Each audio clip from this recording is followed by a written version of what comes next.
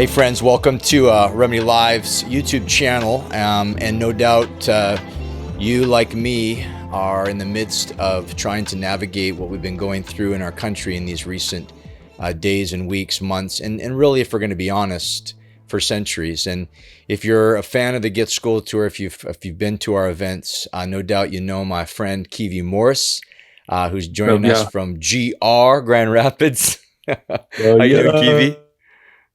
I'm good. How you doing? See you. Good to see you.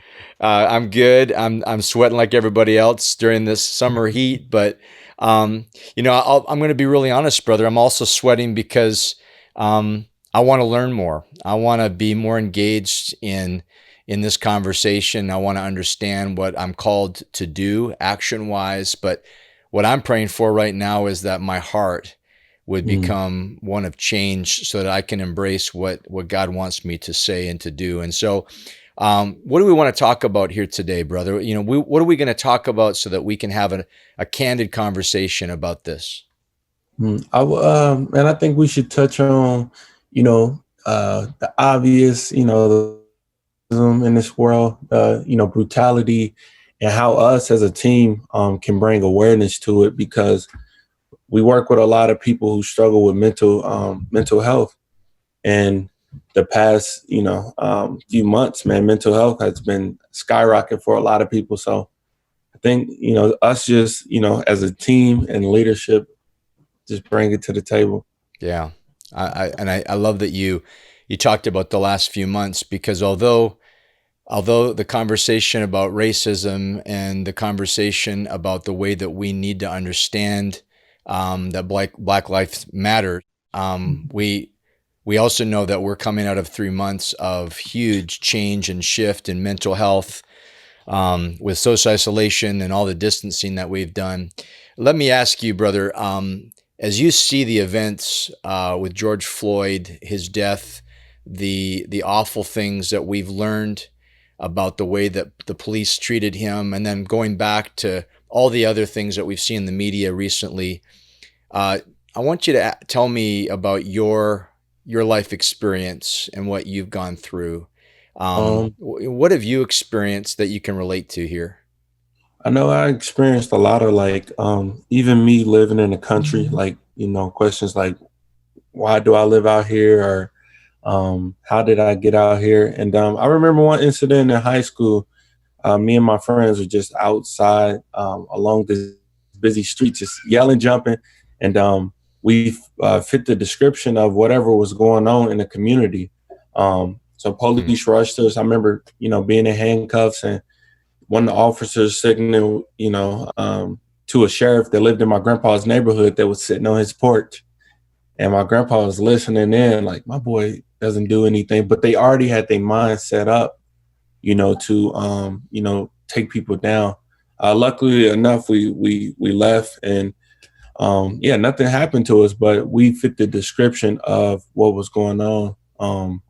That was just one incident. Well, you fit the description. Let's just be candid. Because you were a black male, is that the description? Yep. It was the description of a tall black male, athletic build, and there's so many tall black males.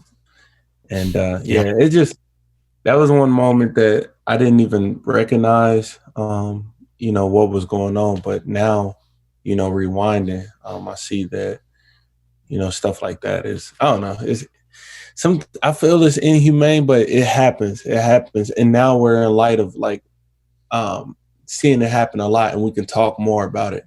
Yeah, we need to talk more about it, but I think where I have seen myself and other people that are white is to not understand racial profiling and understand that because you're a tall black man with an athletic build, which, man, I can tell you hundreds of tall black men that I know fit that description. It seems that what we need to point out is that there is unfair, automatic prejudice that occurs when people see a person of color, and they are prejudged to do something, be fearful, be worried, because of that prejudgment within our mind. And of course, we would use the prejudice too. But again, we what you need to know, viewer, that is watching this, is that Kevi and I have not scripted this out. This is a free conversation. Is it fair to say that this conversation about what we're experiencing with George Floyd's death and what we've seen in the media, this is going back centuries because of the history of the way people of color have been treated? I'll say. Mm-hmm. And because of that, we need to realize that there's no quick fix. There's not something that we can do to click a switch, but that we need to be committed for a long haul conversation. I think we need to talk about this stuff a lot and break the awkward tension of, like, because at the end of the day, we're all human. We're all, made in one likeness and one image. And, like, I just think it's best if we have those conversations that shake up the things we need to know. Because the first step to even, get change is to actually learn. And once you learn the things that you need to know, I think it makes the world a better place. And everybody won't be apt to learn, and that's okay. But the few who want to learn, let's do it. Let's do it together. I agree with you. I agree with you about learning. My fear is that, and you kind of said it there, is that some people don't want to learn. They're not prepared to change, and they just want to keep it the way it is, and that's the hard part about so many of the folks that we go to church with, we work with, we do life with. Kevi, you know a bit of my story. I grew up in Western Canada. Not a ton of people of African American descent, because I'm Canadian, but even people of African heritage, I did not have those people in my life. Now in Canada, there is a lot of racism around Native Indians, and so I understood that. And part of my heritage is the Cherokee Indian. My grandfather was a quarter Cherokee, so I saw the way he was treated as someone that was mixed, of racial mix. But when I moved to the United States in 2001, God placed me as a minority in a mostly African American neighborhood, and I was one of the only white guys for blocks, and it was shocking to me just the way people just again presupposed that I wouldn't have any interest in them, and in many cases they didn't have any interest in me because I wasn't the same color of skin as theirs. Is this a two-way street? Is this conversation got to be, people of color understanding whites as much as whites understanding people of color? Is this both, or is this truly just understanding the atrocities? Yeah. Yeah. You just said it. Yeah. I think it's, both cultures understanding, each other and knowing that we need each other. Like, from work ethics, from everything, we need each other, and to make the world go around. Like if you think if one race is X'd out, some things in this world won't get done. I think, yeah, you said it best. I think it's a two-way street. I had yesterday I was talking to somebody, and I got corrected pretty quickly and pretty sternly. It was a white person, and I had made a comment about how at RemedyLIVE we believe all people have value, and we believe all people are important, and we believe that all people deserve to be loved. And this person, again, this white person, a friend of mine, said, step back.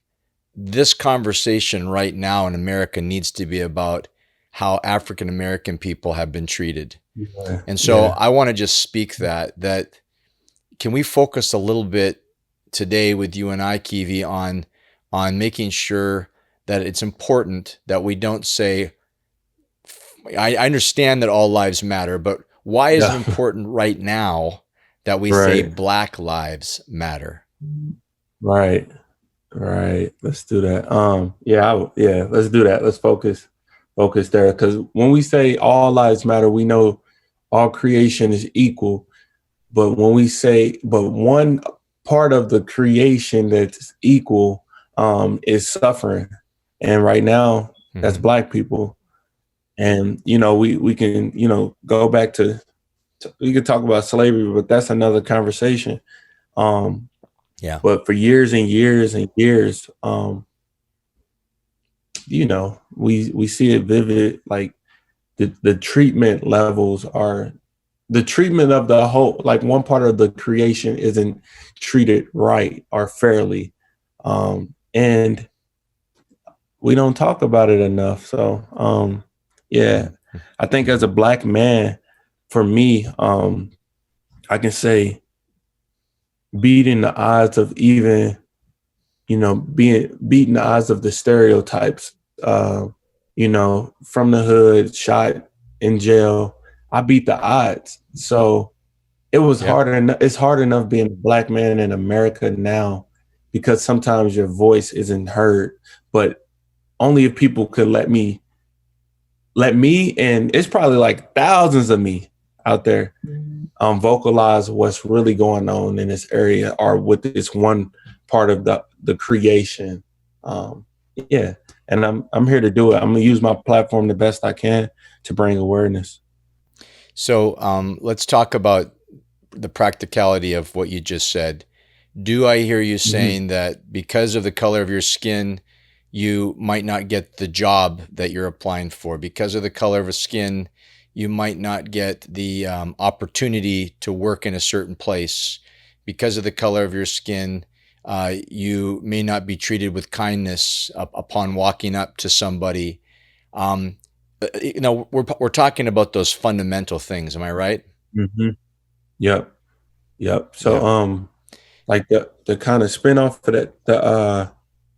that was what was always like instilled in our heads. Like, you know, you will only go this far. You'll Mm-hmm. only do this. And people, they may prejudge me or whatever, but when I open my mouth, they see I'm intelligent. When they see the fruits of what I've done, they see that it's impacting the masses. So, and Yeah. of course, I'm not afraid to say I believe in God. I'm a faith believer. But they see the Mm-hmm. fruits of everything that I've done, and I beat the odds of the stereotypic Black man. Well, and Yeah. to what you just said, I affirm that, and that's why I um I admire you so much, because I know that you're not going to be quiet about anything to do with this conversation, but even just conversation about living your life to the full. I would also Yep. affirm that the first 10 or so young men that I got to know in inner city Indianapolis, they also believed that they were going to go to jail. They also Mm. believed they wouldn't, some of them wouldn't live into their 30s. They also Mm. believed they wouldn't graduate high school. And it broke my heart that because of the systematic prejudices in our society, they had been indoctrinated to believe that their life Mhm. was lesser, their future was inevitably bad, and Mhm. it broke my heart. And tell me, we can blame so many different things, but tell me, when you're growing up as an African American in this country, what types of lies are you told, even by people of color, about your future?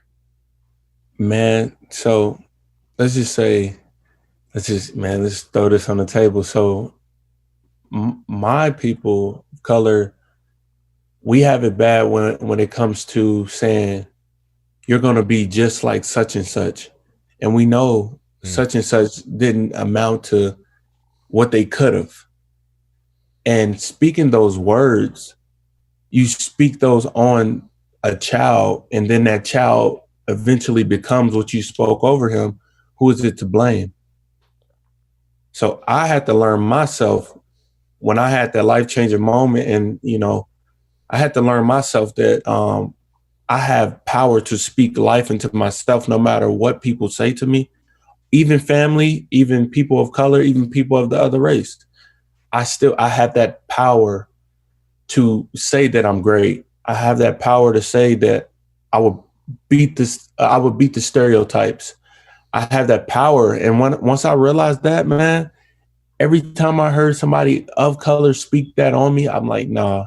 I say it like, nah, bro, that ain't me. Or even if it's my family, I'll be like, nah, I just know that's not me. And like, all glory to God, I know that by me speaking life into myself and people around me speaking life into me, I've turned out to be, I think, a well-rounded person, but to everybody out there looking and watching us now, just learn to speak life into yourself, and rebuke the curses that people speak onto you, because if you let those get to you all the time and let those manifest in your heart, man, you're going down that road that they spoke that, those curses on. So Because you're allowing me to ask you any dumb question that I have, how responsible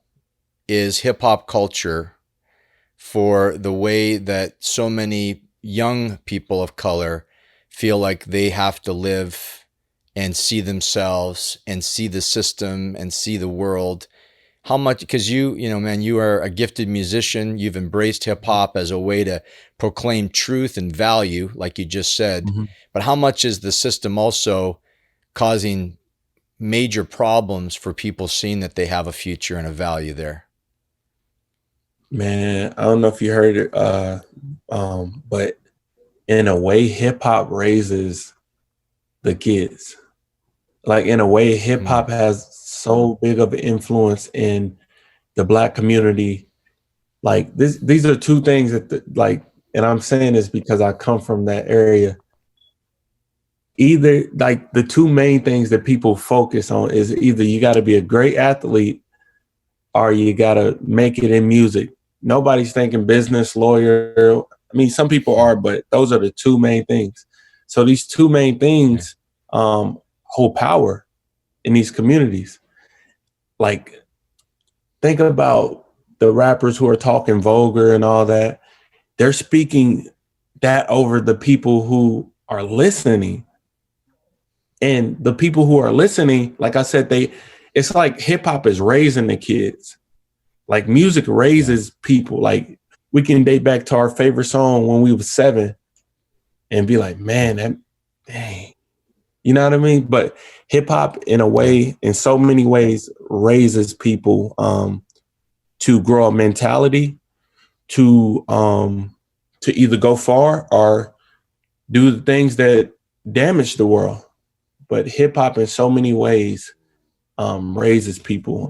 I know for me, like, there's this rapper I used to listen to, Clint.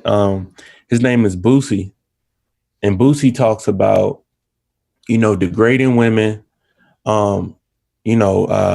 stealing, shooting guns, killing people. Like, for so long, you listen to these things and you're like, man, in order to get this power or feel good about myself, I have to listen to who's raising me, like who's helping raise me in this time. And there you have me, 15, 16, thinking that I needed to sell guns, which I didn't, but it was the rappers and the voices I was listening to in the community, of course, of people I was around. I'm not trying to suggest that that's the systemic issues go back, like we talked about, go back centuries, long before hip hop, long before Nike sponsorships. But it's now part of the machine for sure. So Kevi, you and I are going to have a lot of conversations here about this topic and others, no doubt. But why don't we put a stop to this particular clip and pick it up again next time, talking about what it looks like for us to be people that learn. You said it best today, learn about what we maybe don't know, and allow that learning to change the way that we act as a people. Amen to that.